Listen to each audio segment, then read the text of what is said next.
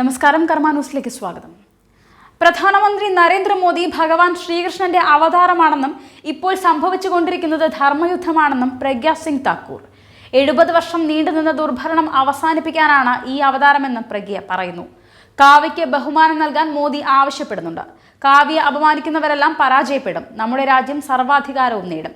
ഭോപ്പാലിൽ സംഘടിപ്പിച്ച പരിപാടിയിൽ പാർട്ടി പ്രവർത്തകരോട് സംസാരിക്കവെയാണ് പ്രഗ്യ ഇക്കാര്യം വ്യക്തമാക്കിയത്. ഇപ്പോൾ നടക്കുന്നത് തിരഞ്ഞെടുപ്പല്ല, ധർമ്മയുദ്ധമാണെന്നും ഈ യുദ്ധത്തിൽ നമ്മൾ ജയിക്കുമെന്നും പ്രഗ്യ കൂട്ടിച്ചേർത്തു. ലോക്സഭാ തെരഞ്ഞെടുപ്പിന്റെ ചൂടിൽ പ്രധാനമന്ത്രി നരേന്ദ്രമോദിക്ക് ഇപ്പോൾ ഉപമപ്പെടുത്തലുകളുടെ പ്രവാഹമാണ്. വീരപുരുഷനായും ധീരയോദ്ധാവായും മോദിയെ പലരും ഉപമിച്ചിരുന്നു. എന്നാൽ സാക്ഷാൽ ഭഗവാനോട് തന്നെ ഉപമിച്ചാണ് ഇപ്പോൾ പ്രഗ്യ വന്നിരിക്കുന്നത്.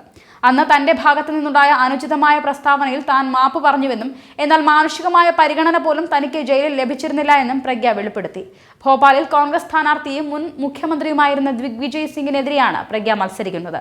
1984 നടന്ന സിഖ് കലാപത്തെക്കുറിച്ചും പ്രഗ്യ പരാമർശിച്ചു. ഈ കലാപത്തിൽ ഉൾപ്പെട്ട ഒരാൾ മുഖ്യമന്ത്രി പദവിയിൽ എത്തിയിട്ടുണ്ടെന്നായിരുന്നു പേര് വെളിപ്പെടുത്താതെ ദിഗ്വിജയ് സിംഗിനെ ഉദ്ദേശിച്ച് പ്രഗ്യ നടത്തിയ പരാമർശം. രാമായണത്തിലെ രാക്ഷസനായ കാലനേമിയോടാണ് പ്രഗ്യ ദിഗ്വിജയ് സിംഗിനെ താരതമ്യപ്പെടുത്തിയത്. നിമിഷനേരം കൊണ്ട് രൂപം മാറാൻ കഴിവുള്ള രാക്ഷസനാണ് കാലനേമി. പോലീസ് കസ്റ്റഡിയിൽ ഹേ റാം, ഹരി ഓം എന്നീ മന്ത്രങ്ങൾ ജപിച്ചാണ് താൻ കഴിഞ്ഞത്.